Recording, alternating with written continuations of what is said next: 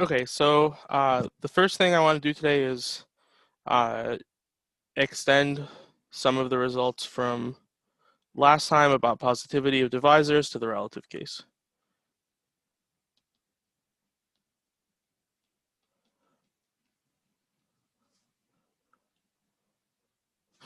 Because it'll be useful in the future to be able to work relative to a base. So let's say that f from x to y is some projective morphism.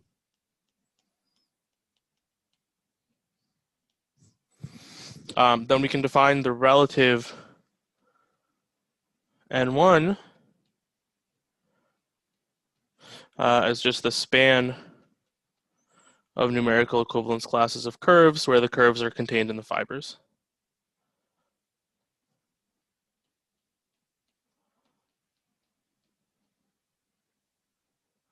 And this you can think of just as a subspace of n1x.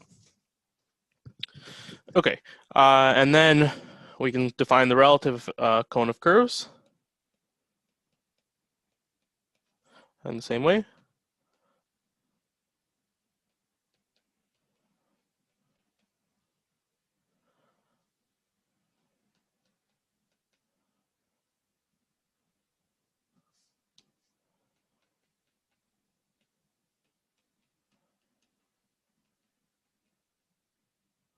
As just the cone of curves contained in fibers and then its closure.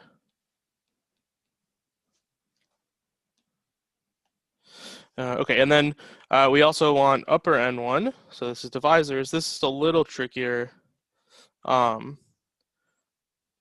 because so lower n1 is a sub, so upper n1 should be a quotient because they're dual under the intersection pairing, and you want to say that it's just the quotient of divisors on x modulo those divisors that are pulled back from y, but that's not always the case. They're going to be numerically equivalent. There are going to be numerically zero divisors that are not pulled back from y, so we just have to define it as the quotient of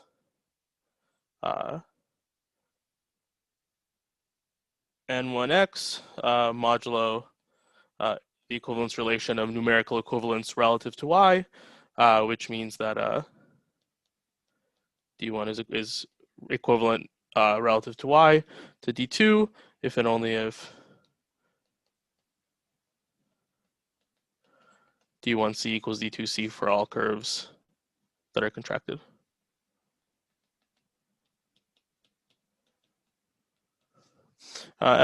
Sometimes under a bunch of conditions, this is the same as the quotient of divisors on of n1x by the pullback of n1y, but that's not always the case. So we'll just define it this way.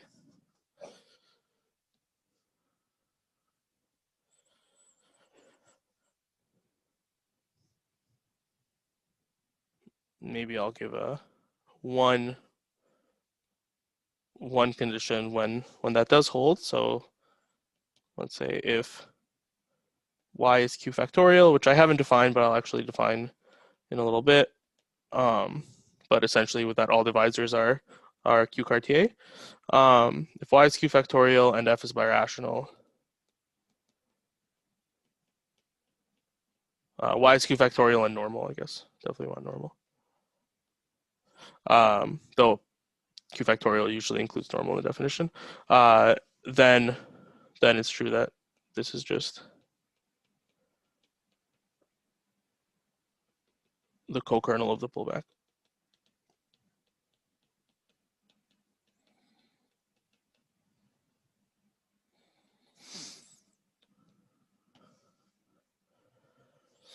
Okay, so then we can talk about relative linear series. So given some line bundle L,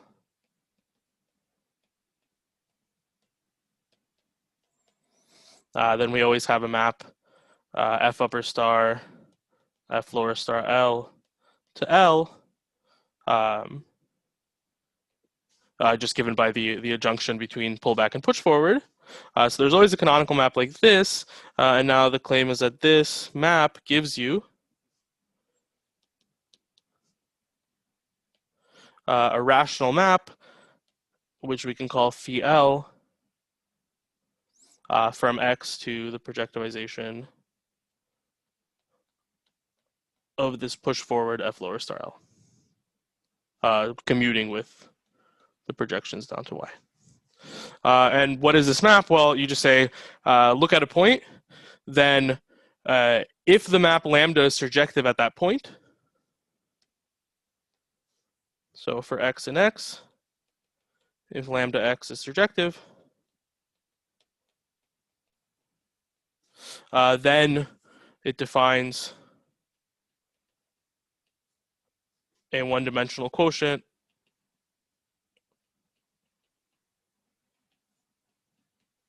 of the fiber of F lower star L at F of X. And so anywhere where lambda is surjective, we get a one-dimensional quotient of F lower star L. That's exactly a map to, that's exactly a point in the projectivization of F lower star L. And so this phi is defined exactly where lambda is surjective. And this is a total generalization of the usual setting where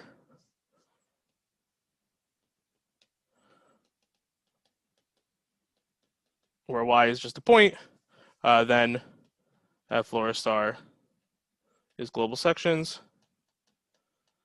And so this recovers the usual definition of linear series.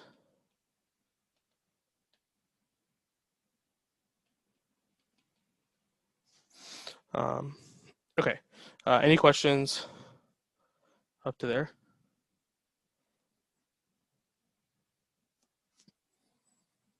Okay, so now we can ask about various divisor properties in the relative case. So let's just give a bunch of definitions. L is F ample, or equivalently OX of D, or D is F ample where L is OX of D, if for some large M,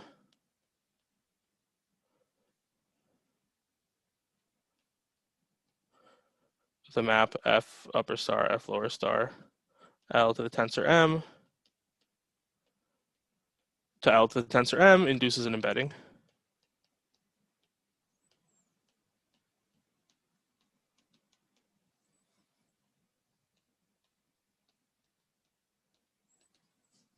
I don't know, maybe I'll use the notation L to the tensor M over Y or something, say it's the relative setting.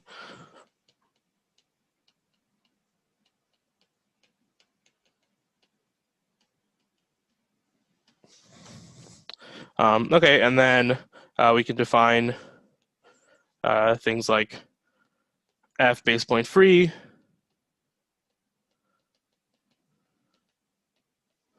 and F semi-ample as saying that phi is a morphism, and phi L tensor M is a morphism for large M.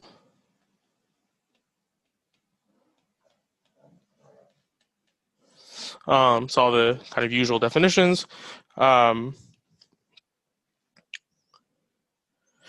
So then we also want to talk about NEF and big divisors and effective divisors. So we'll say that D is F effective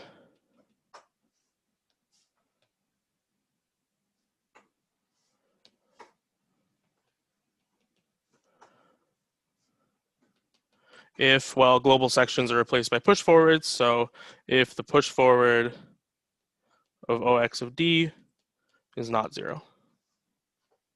So what is this really saying? It's saying that OX of D, like D itself might not be effective on X, but if I take any open neighborhood, if I take small enough open neighborhoods on Y, then over that open neighborhood, D is effective. So kind of in a neighborhood of every fiber, D is effective, even if it's not globally effective. That's what F effective means. We have F nef This is numerical, so it just means that d dot c is greater than or equal to 0 for all classes in the relative effective cone. Oh, 5. F big.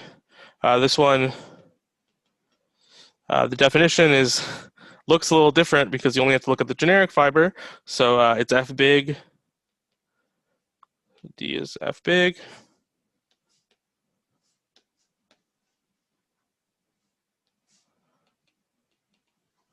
If D restricted to the generic fiber of F is big.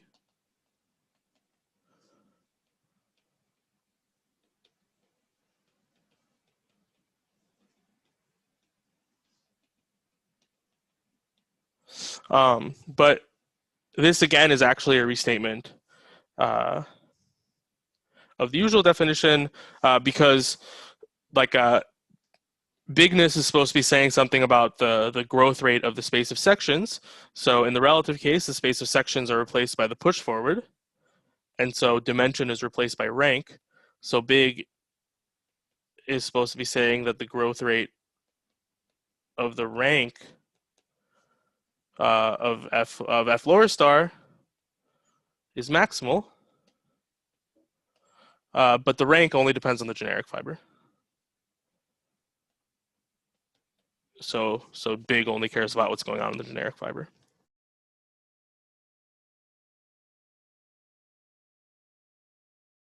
Okay, so the observations are that all the theorems work. So the first fact is that relative codired lemma holds. And the proof here is exactly the same, where you just replace H0 with F lower star, even though I didn't cover the proof in class, but if you ever have looked it up. But I stated the result at least, which was that that D is F big. I stated it in the absolute case, if and only if D equals A plus E, where A is F ample and E is effective, F effective.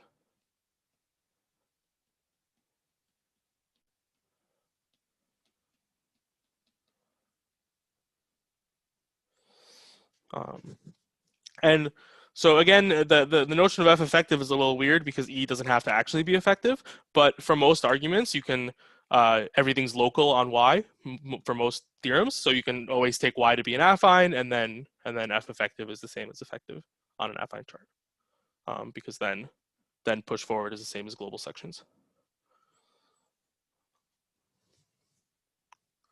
So one thing the relative case lets us do is work with non-projective varieties as long as they're projective over something affine, for example. And then we have a proposition that lets us talk about ampleness numerically. So again, under all these assumptions from above, suppose D restricted to some fiber is ample, then D on the whole thing is F ample in a neighborhood of Y.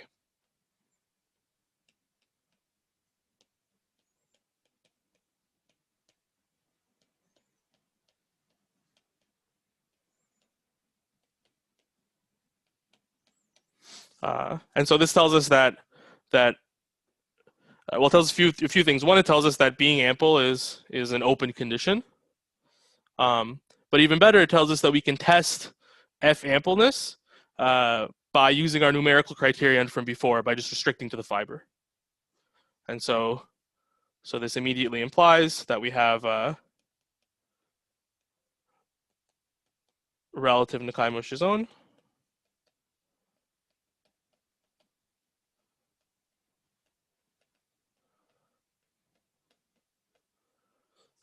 So D is F ample if and only if for all subvarieties contained in fibers.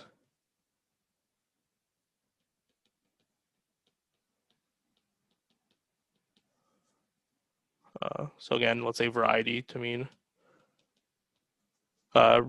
reduced and irreducible. For all varieties contained in fibers, d to the dim w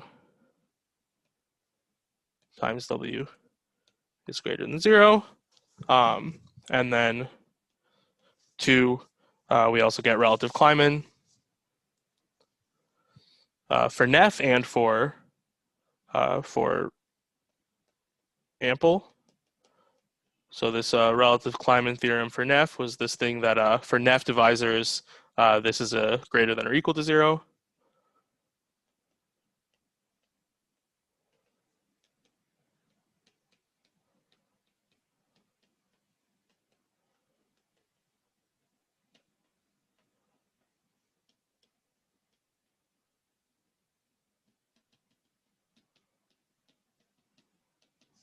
And then all the proofs work exactly the same because you're just restricting on the fiber. And then relative Kleiman criterion.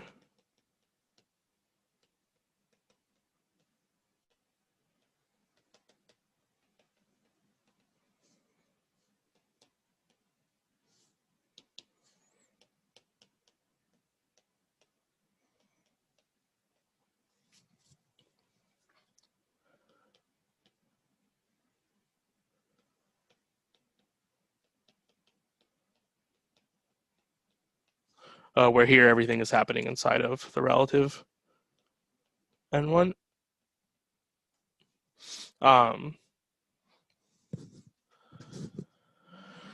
Let's see, anything else? Oh yeah, and then the fourth thing this tells you is that if A is F ample and H is an ample on Y,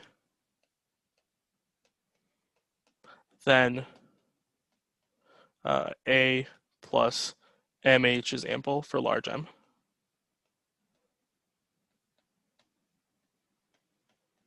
Oh.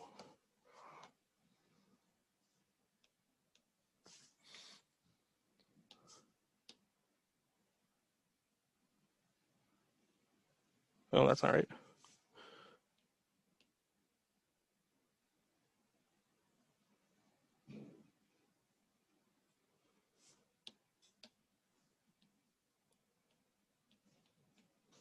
Because once we have relative Kleiman, then we know that A dot anything in the fibers is strictly positive intersection when A is ample, and then if we pull back something from that's positive enough from the base, then we'll also have it for everything horizontal, and so we can check Kleiman's criterion for A plus MH when M is large enough for globally ample. Okay, and then I won't give the proof of this proposition, but it's some chasing around exact sequences with push forwards of OX of D and using some base change tricks. It's in Kolar-Mori chapter 2, or chapter 1.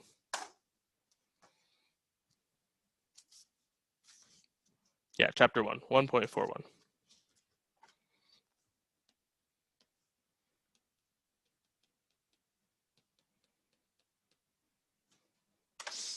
Okay. Any questions about the relative situation?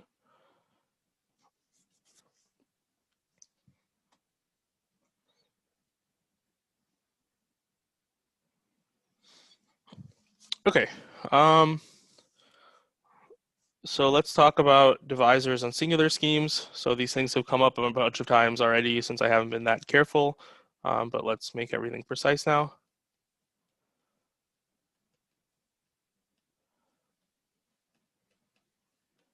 So again, singular will always mean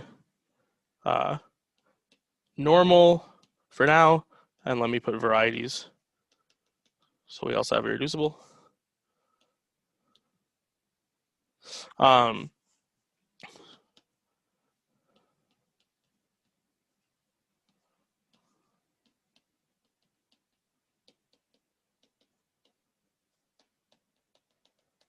don't know if I'll say anything about moduli at the end of the class, but that's the place where you really need to work with non-normal varieties. But for now, X is normal. Then we have Vey divisors as just linear combinations of codimension 1 subvarieties.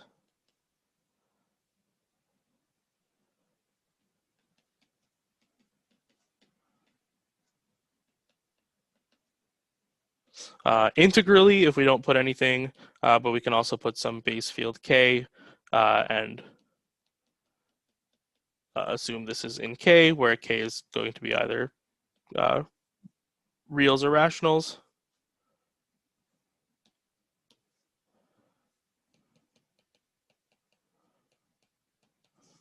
And then we have linear equivalence, just like for Cartier divisors.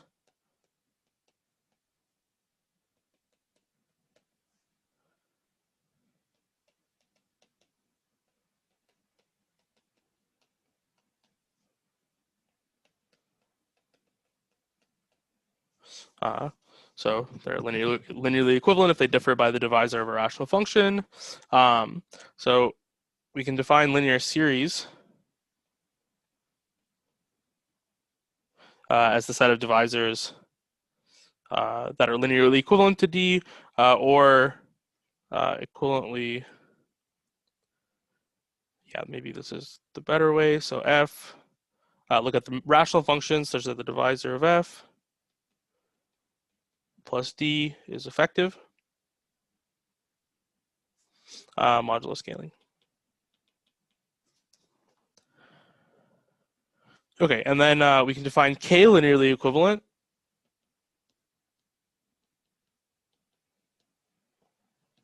if some large multiple is linearly equivalent where R is in K. Okay, and this kind of K linear equivalence is, and again, this came up maybe a few times for Q linear equivalence, but it's a lot weaker than regular linear equivalence, even if D1 and D2 are just Cartier divisors, because you have torsion in the Picard. So something, let's say a line bundle that's 2 torsion is not equivalent to 0, but it is Q linearly equivalent to 0 because 2 times it is 0. So this is a much coarser equivalence relation. Okay, and then we can define base locus as the intersection of all these divisors.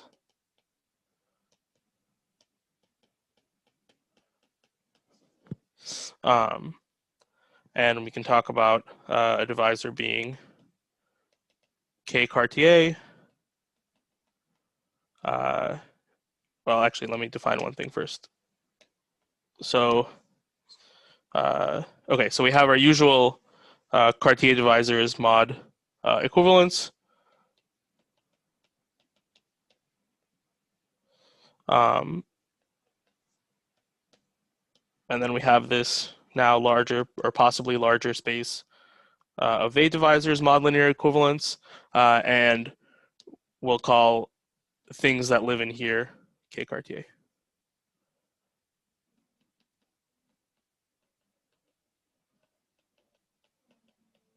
And again, because K equivalence is coarser, you could have divisors that are strictly Vey divisors, but that are K Cartier. And of course, here I should put a K subscript, because if I'm working with K linear equivalence, then I'm working with K divisors.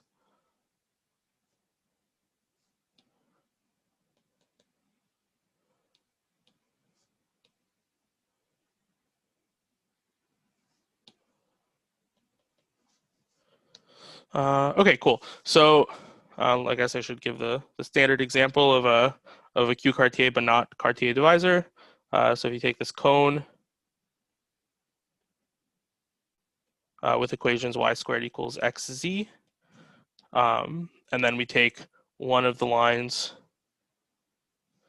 through the cone point as our divisor, then this d is the vanishing of y and x, and there's no way to ever make that principal. You always need both y and x, but on the other hand, 2d is equivalent to the vanishing of just x, which is Cartier. So d is a Q Cartier but not Cartier divisor.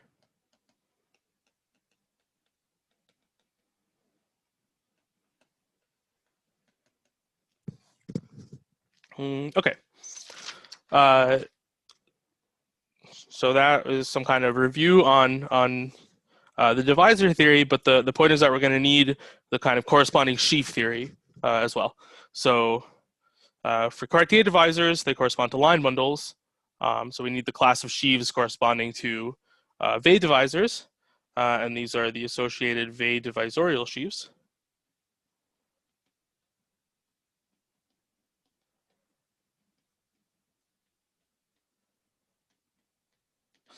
So associated to a divisor, I get this sheaf OX of D, whose sections over some U are the set of rational functions such that the divisor of F plus D restricted to U is effective.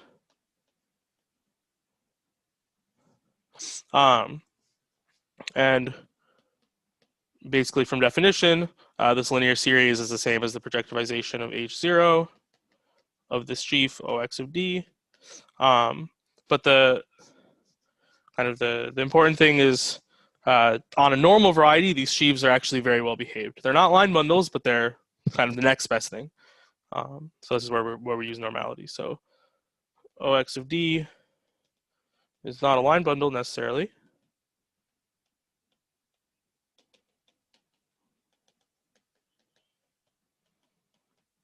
But it's a rank 1 reflexive sheaf.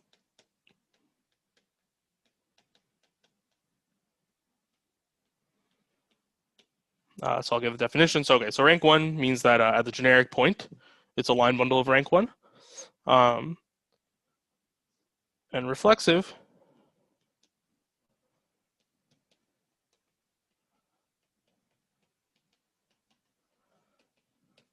if the natural map from F to its double dual is an isomorphism where dual means Hom into O.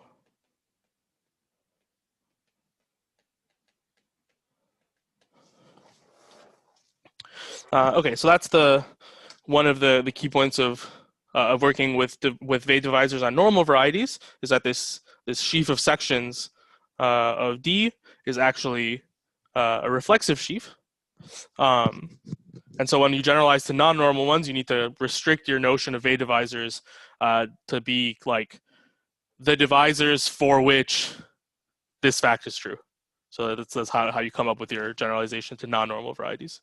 But okay, and then the key property of reflexive sheaves that make them useful on normal varieties is that reflexive sheaves on normal varieties are S2.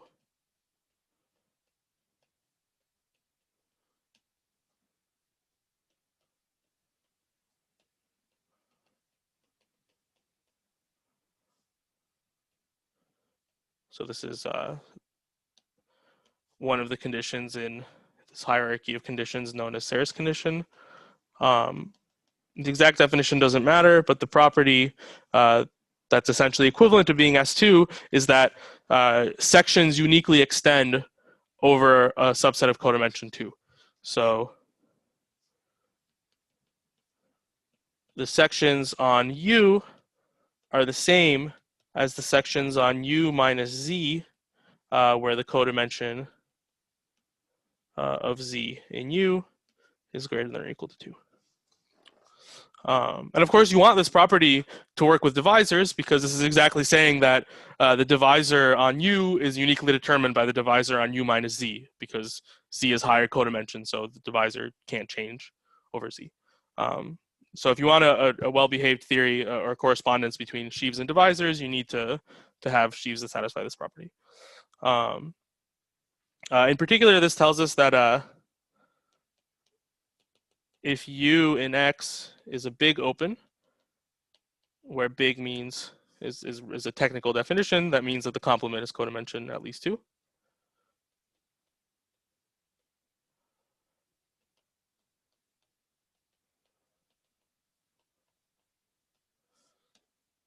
then any reflexive sheaf is equal to the push forward of its restriction on this open set.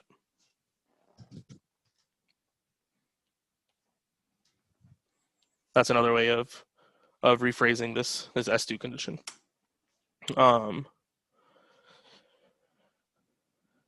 Okay, so that tells us that on a normal variety, we can work with Weil divisors by looking at the big open set where U is smooth. So big open set where X is smooth, because on a normal variety, you're smooth in codimension 1. And then you have divisors there, and then you push them forward, and you get the associated divisorial sheaves on the normal variety. So this lets you kind of reduce any arguments about sections to the smooth case whenever you're working with a normal variety. Okay, and then we need to understand how these sheaves change when you take multiples of a divisor. So for a line bundle, you take the tensor power of a line bundle. Here you have to work a little more, because whenever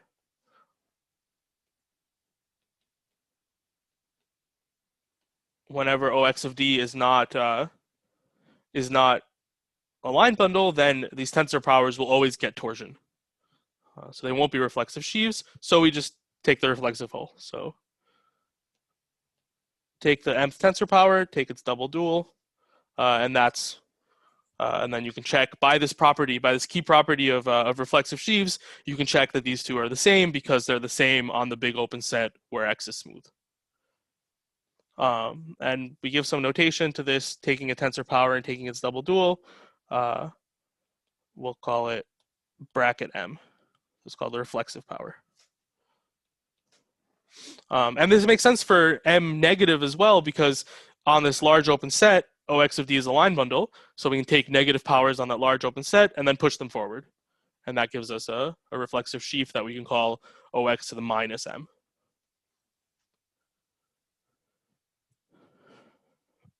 And it corresponds to minus MD. Okay, so maybe a few more just pieces of terminology. A Q line bundle then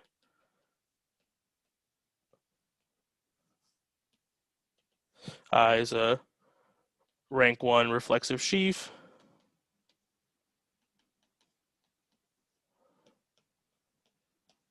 F, such that some large enough reflexive power is a line bundle. And so these correspond to Q Cartier divisors by this previous formula for OX of MD.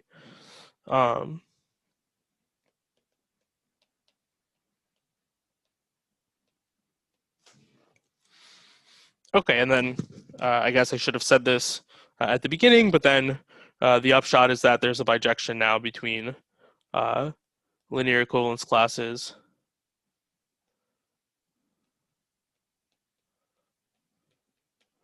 of Weil divisors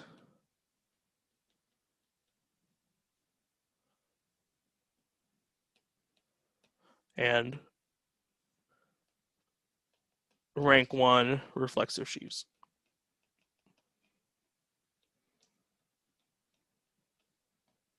Given by taking D to OX of D. And then by this Q-line bundle observation, this restricts to a bijection between Q Cartier divisors up to linear equivalence.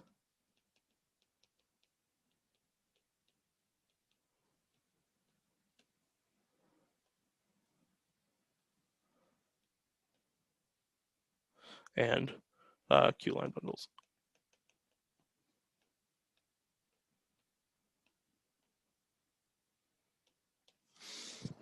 Okay.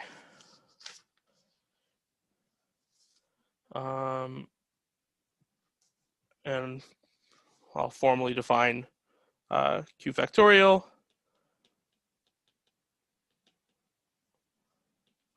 Means that every divisor is Q Cartier.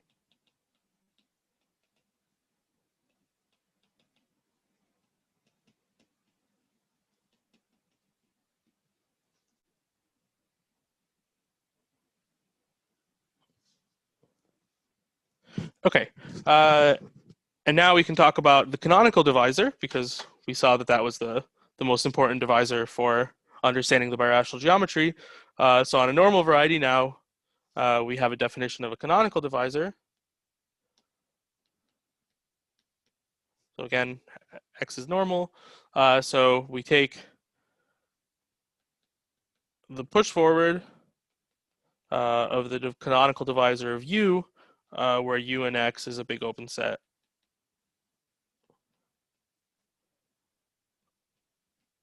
And smooth.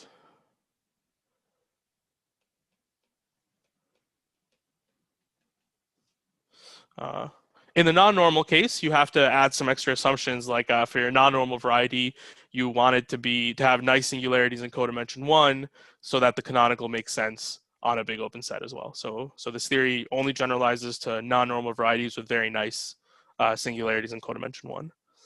But in the normal case, we just have this large open set that's actually smooth, so we can define the canonical divisor there, take its push forward, and then by these previous statements, then we get a canonical sheaf, omega x, which is the push forward of the canonical sheaf on U. And this is equal to the divisorial sheaf corresponding to kx. Okay. And then we can define Q Gorenstein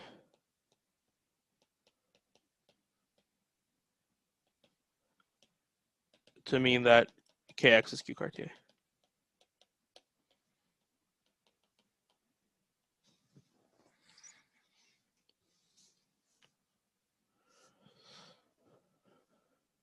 Okay, and maybe I'll write down a warning.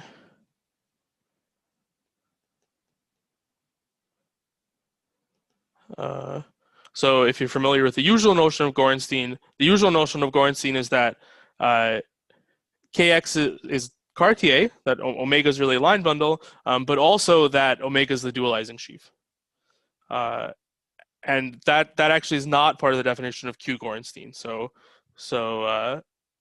I'll phrase it. And if you're not familiar with this, it doesn't. You can just ignore it. But I'll phrase it as Q Gorenstein does not have to be Cohen-Macaulay.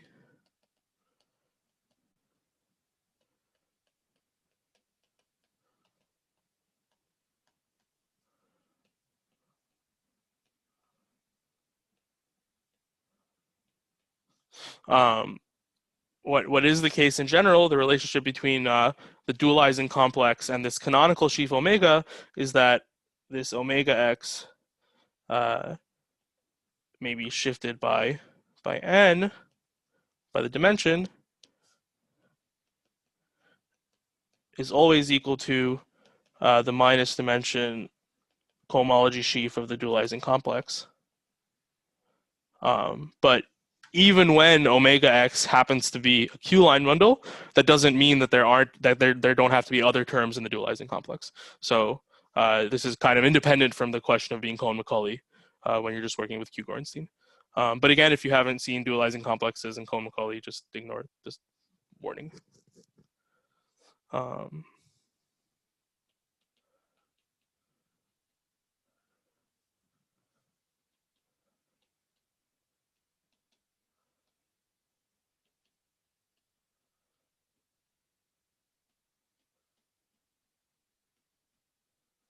Okay. Any questions about divisors and reflexive sheaves on normal varieties?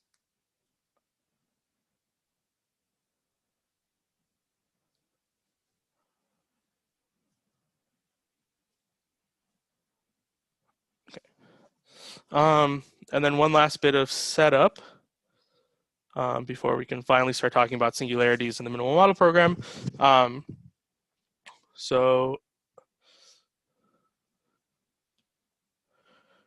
we'll need log resolutions.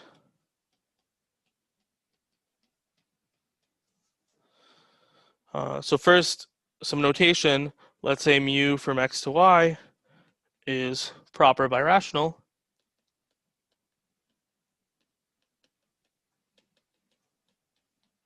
Then we'll use the notation mu lower star inverse of D for the strict transform of D.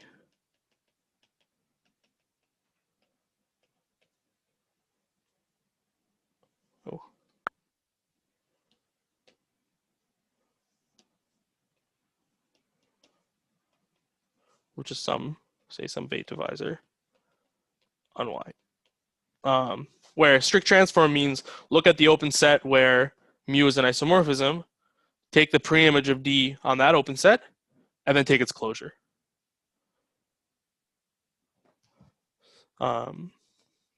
And that's where this notation mu inverse lower star comes out. You should think of it as I take mu inverse, which is some rational map, and I take the push forward of the divisor under that rational map, where push forwards under rational maps mean push forward on the locus where it makes sense and then take the closure.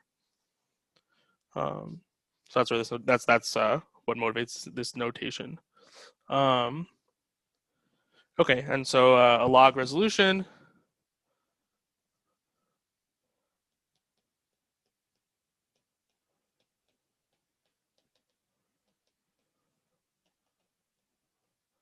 Is a proper birational map.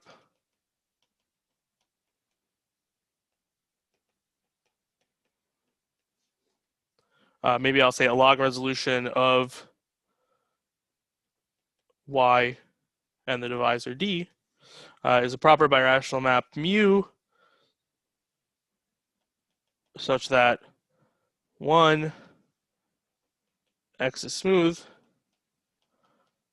and 2, the divisor given by taking the strict transform of D union the reduced exceptional divisor of mu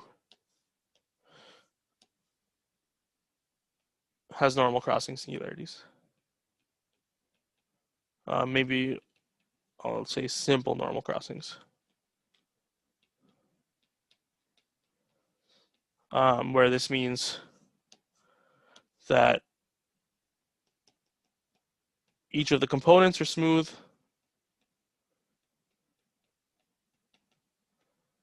and they intersect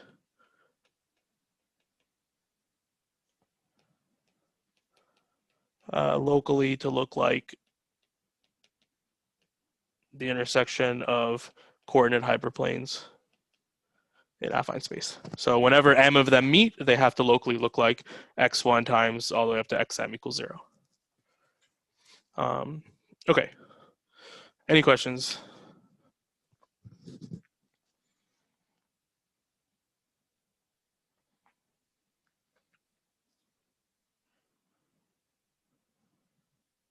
Okay, sweet. We can finally start talking about singularities in the minimal model program. So for today, we're just going to talk about the absolute case where you don't have a divisor floating around, but then starting next week, we'll have divisors everywhere.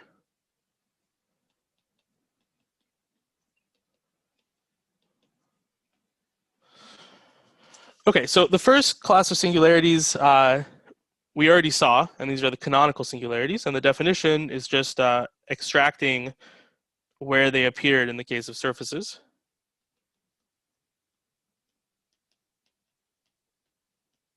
So what we saw was that when you have some variety of, or some surface of general type at least, and you take proj of its canonical ring, then it had some singularities. But these singularities were characterized by the fact that the canonical ring on the singular variety was the same as the canonical ring on the smooth variety. And so canonical singularities are just essentially by definition the largest class of singularities where the canonical ring is a birational invariant. So where the ring of sections of the canonical divisor are invariant. So to make that formal, we'll say that Y has canonical singularities if it's a normal variety and Q Gorenstein, so that the canonical divisor is Q Cartier, such that for any resolution,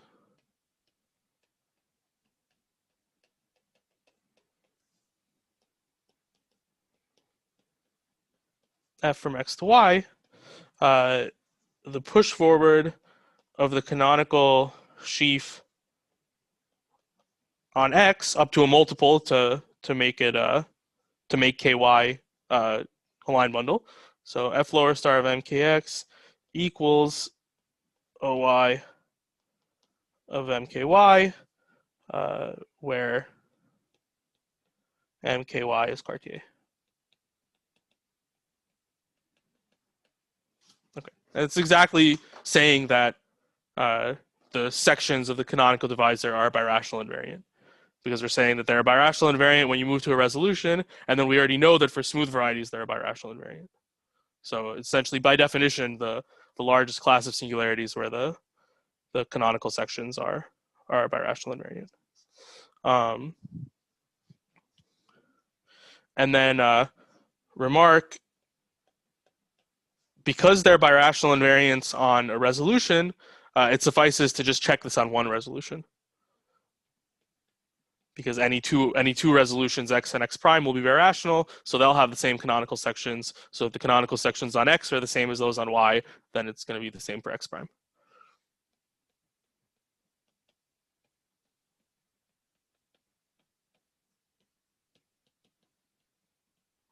And this is a general theme for all these singularity definitions. They'll be defined in terms of something holding for any resolution, and it'll almost always be the case that you only need to check on one resolution. And then basically, so does the condition that the exceptional divisor has simple number of crossings play any role here? Right now, no, because we haven't generalized the pairs. But when we add a divisor on y and make the analogous definitions, then it'll play a role. Yeah. Other questions? Okay. And then just a fact from the definitions: if ky is actually ample, then y is proj of the canonical ring on x, i.e. it's the canonical model of x for any resolution.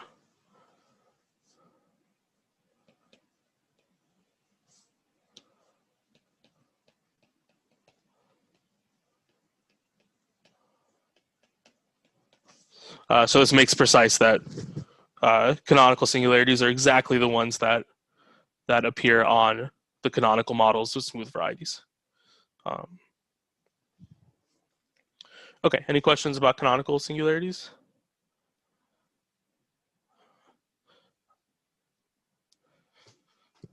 Okay, so here's a proposition that's an important rephrasing of having canonical singularities. I mean, this definition is nice because it's well motivated by what we already saw, but you'd like to have some numerical criterion because it's easier to compute some intersection numbers than it is to compute push forwards of sheaves. So we want some numerical criterion for canonical singularities, and this will inform our definition of all the other types of singularities. So here's our proposition.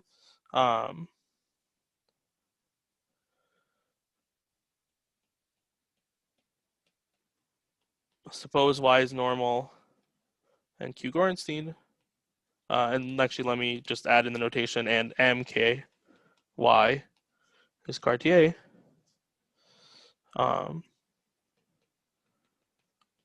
Just to fix the m. Then y has canonical singularities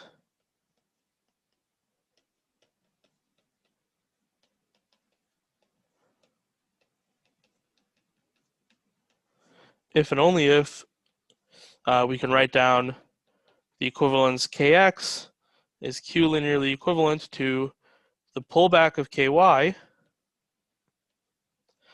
plus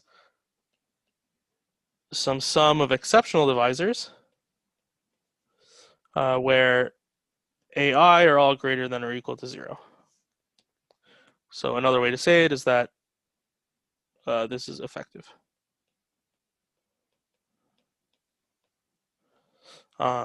And I forgot a remark earlier. So we're going to write down formulas like this a lot. And the way you write down formulas like this, and the reason that we need some Q Cartier assumption on the canonical to talk about these singularity conditions, is that you'll take m times ky. Now that's Cartier, so its pullback makes sense. You just pull back the line bundle and take an associated divisor.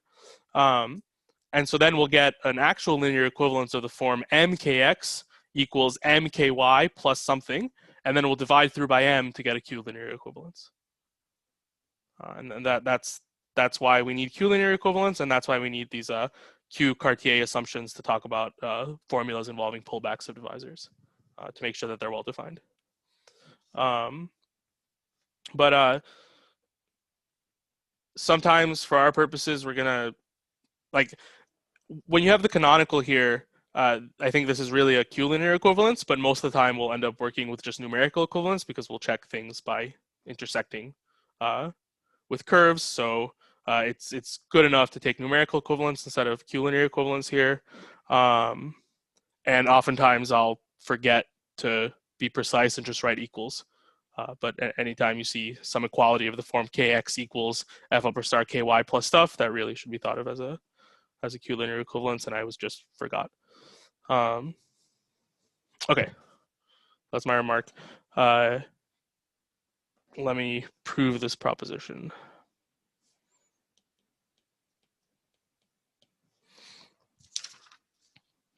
Okay, so let's start with canonical singularities implies this type of formula.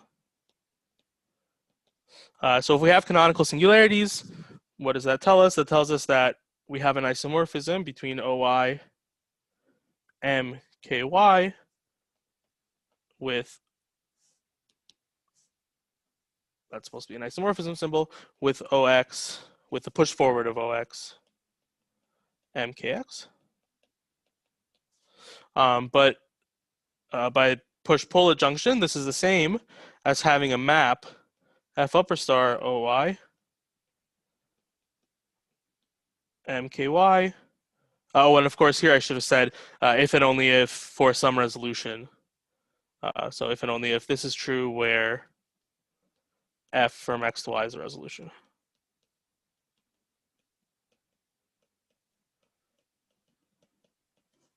And by our previous remark, it doesn't matter which resolution we pick to check this numerical condition on. Okay, so then by push-pull adjunction, this is the same as having a map F upper star OI MKY to OX MKX. It's not an isomorphism, but we know that it's an isomorphism at the generic point, because at the generic point, X and Y are isomorphic. So whatever this map is, it's an isomorphism at the generic point.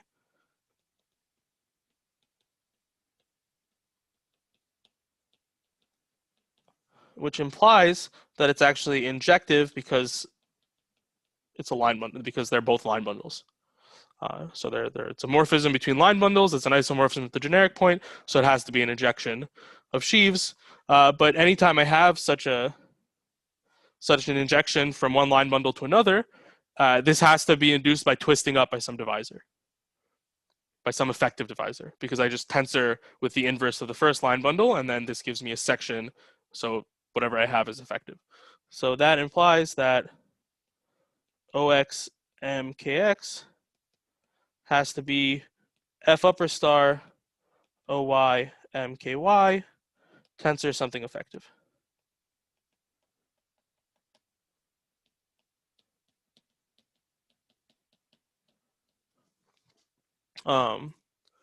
And whatever this effective divisor is, it also has to be exceptional, because KX and KY are just the same on the locus where F is an isomorphism. So whatever effective divisor we have there, it actually has to be an exceptional. It has to be supported on the exceptional locus. So E is effective and exceptional. And I should have written that here as well. That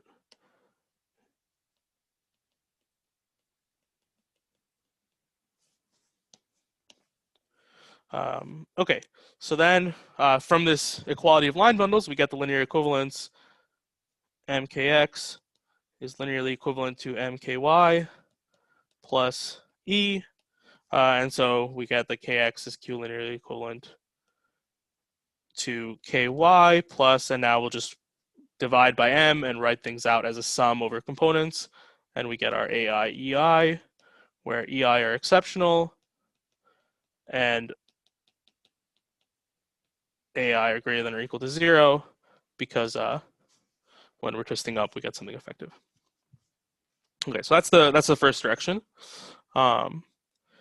So what this tells you, it tells you a little more actually. It tells you that if you have a map this way at all, then you have canonical singularities. Because here we didn't actually use the fact that OY of MKY to F lower star OX of MKX is an isomorphism. We only use that there exists a map.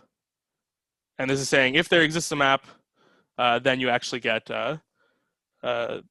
this linear equivalence. And then the converse will then tell you that if there exists a map, it actually has to be an isomorphism, because the converse will tell us that if you have a linear equivalence, then you get an isomorphism. So the upshot is according to this proposition, if you have this kind of, I guess, like wrong way map, then it has to be an isomorphism, and you have to have canonical singularities.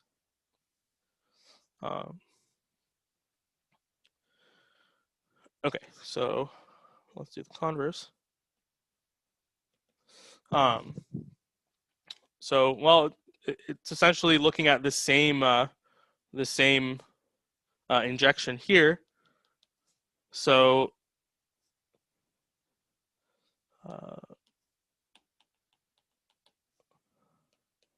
suppose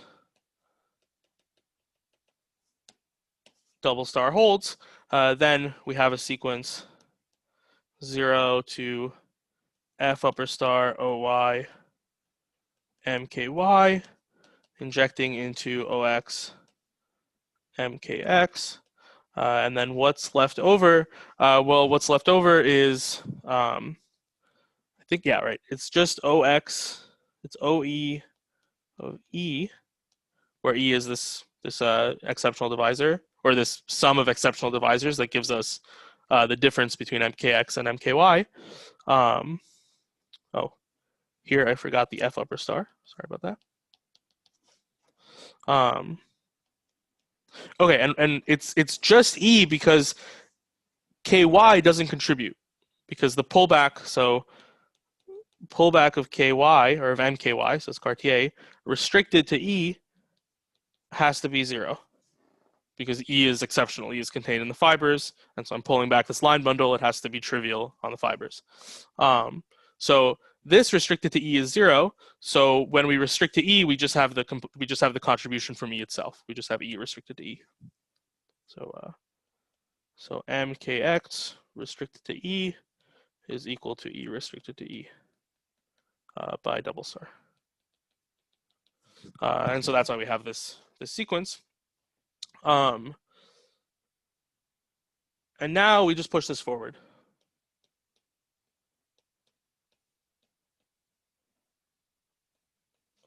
So we want to show, okay, so we have, when we push forward, we have F lower star, F upper star, OY, MKY to F lower star, OX, MKX to F lower star, OE of E. And then we have some R1s, but they don't matter right now. So the first observation is that by Zariski's main theorem, because everything is normal, then our resolution is connected fibers, and F lower star, or I guess really just because everything is normal, then F lower star OX is isomorphic to OY. But then that tells us that F lower star F upper star of anything is the same as F lower star F upper star L tensor OX, which is L tensor F lower star OX, which is just L by this CMT observation. So F lower star F upper star of any line bundle is just that line bundle. So here we just get OY of MKY. And then the second observation is that F lower star OE of E has no sections, that this is 0. And then, so claim F lower star OE of E is 0. And this is essentially the Hodge index theorem for surfaces again. So when dimension of x is 2, then this is because e squared is negative.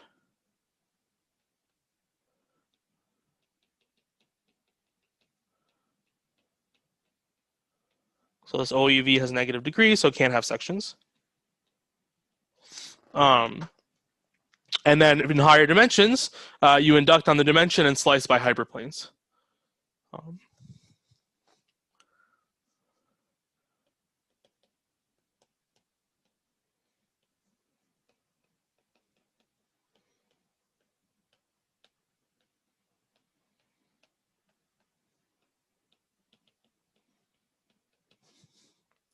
Okay, so then that tells us that OY of MKY mapping to F lower star OX of MKX is an isomorphism. Okay, so that's that.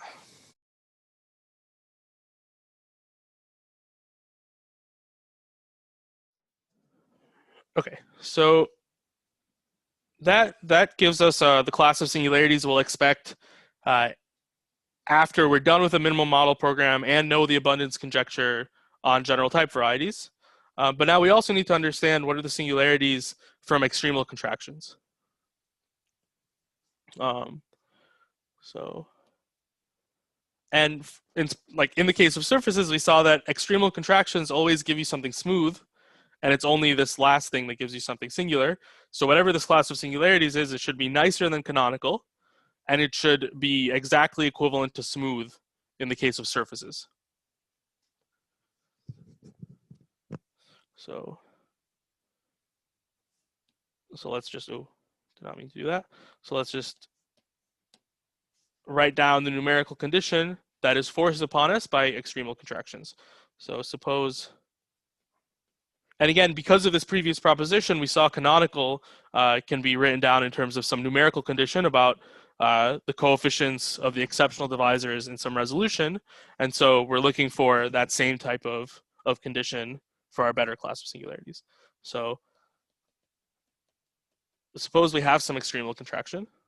And let's say it's divisorial, because we already saw that for the small contractions, we have to understand flips. So that's its own thing.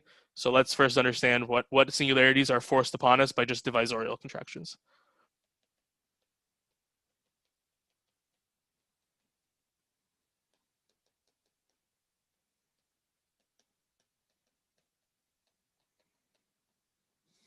And let's say its exceptional locus is the single irreducible divisor E.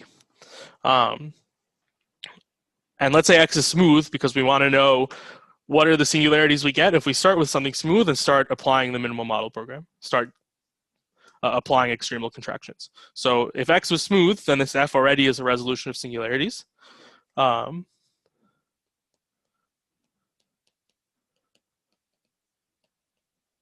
So let's see what this tells us about Y.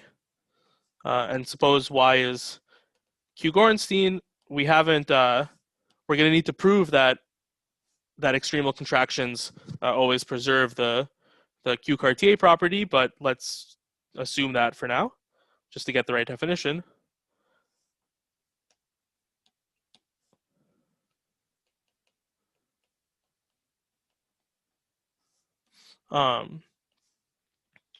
Okay, so we know we want to write down a formula.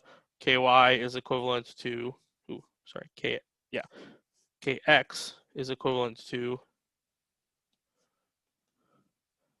f upper star ky. Now we only have one exceptional because we're in this very specific situation. So we know there's some formula like this, and now we want to pick out the class of singularities we need that one are smaller than canonical, and two have to hold in this situation. So if we just check, this is an extremal contraction, so that means that kx dot c is strictly less than 0 for any curve in the fiber.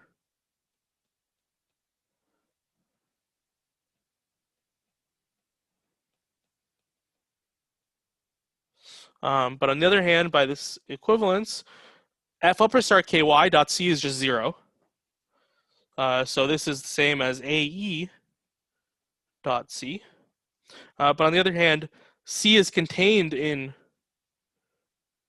E in this extremal contraction because E is our exceptional divisor. And so when we were looking at this structure of extremal contractions, we said that actually then in these extremal contractions, E dot C is also less than 0 for any fiber curve because E is like the unique exceptional divisor, and any curve any curve numerically equivalent to C is contained in E. So we can never kind of move it off to make it non-negative. So this is 0.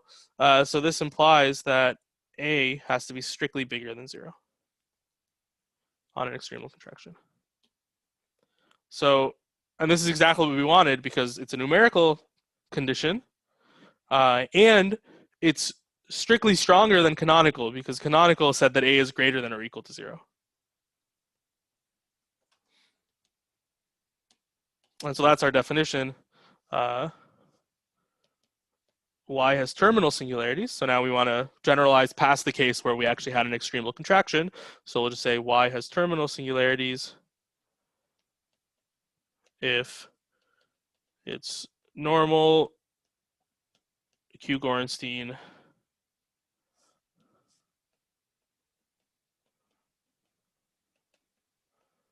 and for any resolution,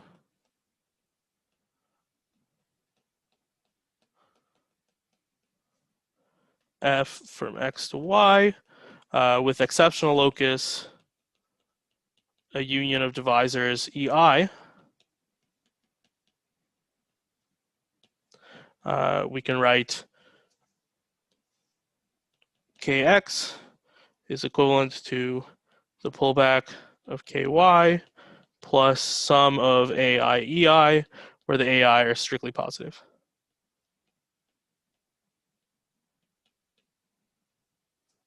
And so that's why I index all the components, because we can't have any of them be 0. We really need all the exceptional divisors to have strictly positive multiplicity in this formula.